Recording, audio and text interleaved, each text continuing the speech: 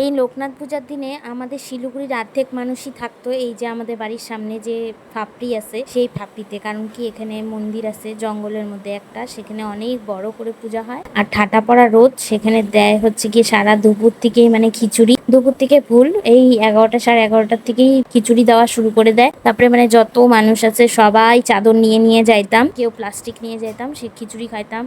আর হচ্ছে কি এই গরমের মধ্যে ওই গাছগুলোর ছায়া আর কি, ফাপড়িটা তো জঙ্গল, তো সেই জঙ্গলের মাঝে মাঝে সবাই চাদর পাইতে পেতে বসে থাকতাম, এত আনন্দ হইতো। তবে এখন আর যাইতে ভালো লাগে না, কারণ সবাই বড় হয়ে গেছি, যার যার ইসে নিয়ে সবাই ব্যস্ত। তবে মন্দিরে পূজা দিতে এখনো সেরকমই ভিড় হয়, কিন্তু কেউ আর ওরকম ভাবে বসে থাকে না যায়। তো যাই হোক, হ্যালো এভরিওয়ান, গুড আফটারনুন সবাইকে। এটা হচ্ছে গিয়ে আজকে দুপুরবেলাকার ভিডিও। সকাল সকাল আজকে একটা জায়গায় কাজ ছিল, মানে সেখানে যাওয়ার কথা ছিল। একটা জায়গায় বলতে মারা যেখানে এখন থাকবে সেই জায়গাতেই।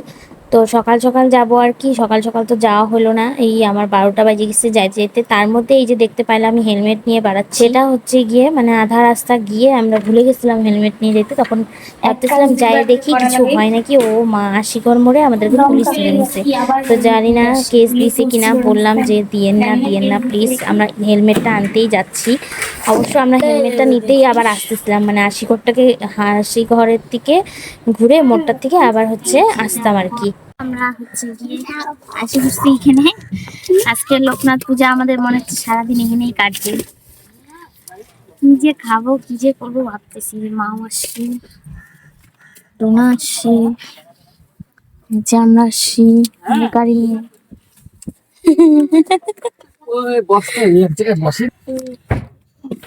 কি গরম কি গরম কি গরম।